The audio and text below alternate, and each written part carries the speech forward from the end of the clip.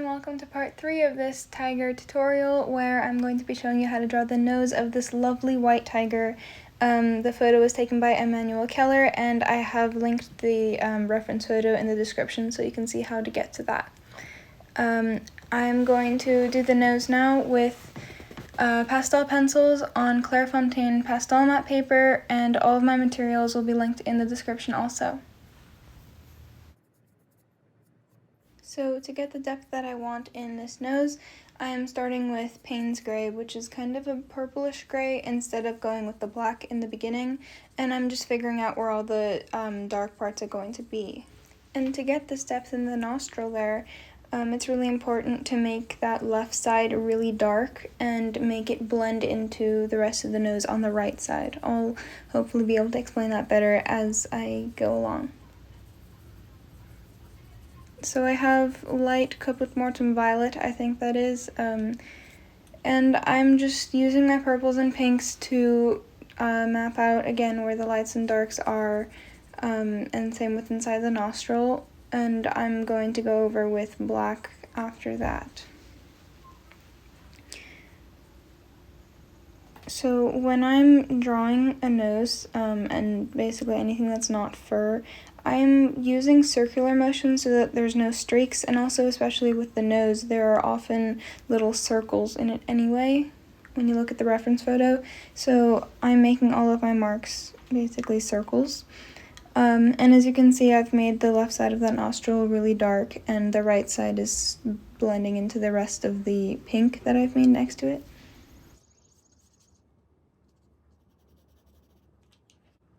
So now I'm using a violet. The colors that I'm using in this nose are mostly black, dark gray, violet, and the dark and light Caput Mortums. I find that the Faber Castell set has a much better range in the reds and also the browns, so I am using, for the nose especially, mostly Faber Castell pencils. And it's important to blend periodically because it just smooths everything out, and that's really how you get the depth in that nostril. You have to blend the dark part with the light part to the right of it so that you can tell that it's, going into that hole that is the nostril. Once you've put a bunch of detail on, you're not going to want to push very hard when you're blending because that'll just get rid of all of the detail. But in the first couple of layers, you really want to push it into the paper so that it covers the tooth of the paper like you want it to. And then for that reason, when I'm doing the final layers, if I'm blending it with a blending stump, it usually gets rid of a lot of the detail that I had just put, and then I'd have to go over it in detail again. So I use the plastic color shaper tool that I've shown you on a lot of my videos. And this just moves the pastel around a little bit and smooths stuff out without pushing it into the paper much, and thus the detail just stays. It's great.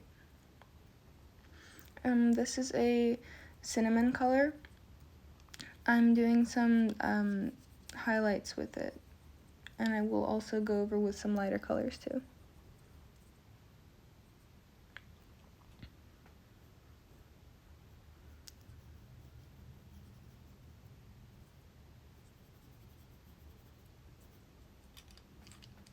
It's really important to constantly look at the reference photo because if you draw what you think is there, or not what actually is there, then it's not going to look realistic. It'll still look good, but if you want it to look realistic and pop out, you have to draw exactly what you see in the reference. And sometimes your brain tricks you when you're doing this, so some artists like turning the paper upside down or doing a grid method where they only take it one small grid at a time. So yeah, that's one of the methods you could use. I would link the reference photo for you guys to use. Well, actually, I think I will link it, except if you're going to use it, you do have to pay $5 on the wildlife reference photos page, unless you just want to do it for practice and not post it anywhere, in which case I think it would be fine.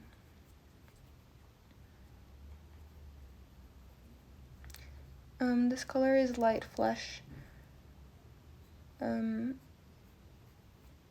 I'm just using that one for highlights, and then I'll also go over in probably some ivory and white after as the brighter ones.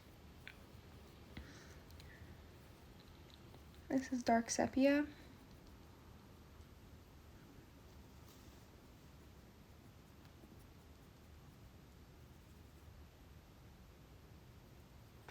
A lot of big cats have little dots, like black or brown little dots on their noses. They're really nice markings, so you might want to put those in. So I'm almost done adding in the markings and making sure that everything looks like my reference photo, and then once I'm done with that, I'm going to blend it with my color shaper that I mentioned before, and then put highlights on it. And highlights on her nose are really important because if you make them like little dots scattered about, it makes the nose look wet, which makes it more real, which I find, the goal in my drawings. So there are a bunch of different whites you could use to achieve this. If your tooth of the paper is too filled to do this and the white just isn't showing up like a bright dot, then as I've mentioned before, you can use your soft pastel stick that you hopefully have, and this will make it effortless. You push it into the paper a little bit and it just leaves a super bright highlight.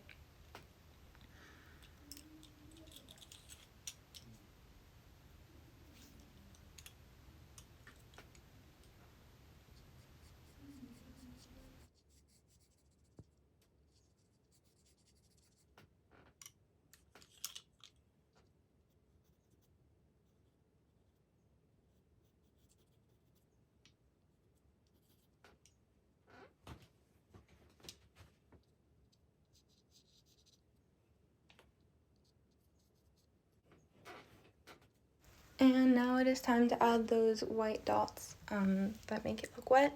So in my reference there were quite a few of these dots, but I believe that I added more than necessary just because I guess I felt like it to make it look more wet. You don't have to, just add as many as you want. They're really, really tiny, and they should always be circular because the nose, if you look at really close-up pictures of noses of these animals, they have very, very small round pieces that sort of make up their nose.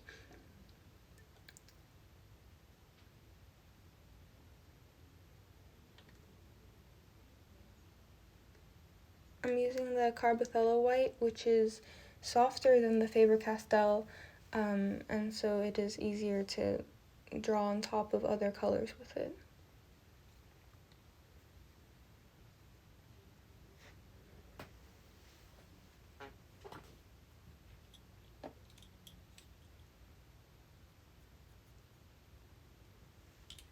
And I think that about covers it.